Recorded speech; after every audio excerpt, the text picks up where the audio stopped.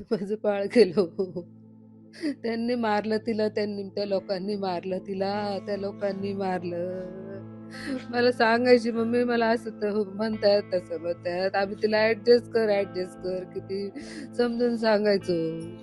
हां, लग्न झाल्यापासून तिच्यावर संशय, इकडं आली की कुणाकडे जायचं राहील, संशय घेते तो तिच्यावर तिचा नवरा.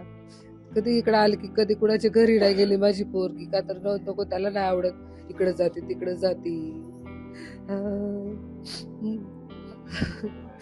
आणि आम्हाला सांगितलं आमचा एक्सपोर्टचा व्यवसाय आहे आणि नंतर बंद होता का नाही आम्हाला माहीत नाही. एवढी चौकशी पण नाही केली. हो, हाय पाहुणे म्हणून आम्ही चौकशी नाही केली. तो बंद पडला. आम्हाला नवीन व्यवसाय चालू करायचा आहे म्हणून पैसे द्या. आम्ही रोख ₹10,00,000 दिले त्याला त्यावेळेस.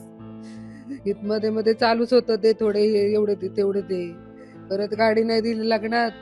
4 चाकी लग्नात नाही तुझ्या बापाने दिली, तुझ्या बहिणींना बाकीच्या दिली, तुला नाही दिली. म्हणून 4 चाकी द्या. तुझ्या बापाने का नाही दिली 4 चाकी लग्नात.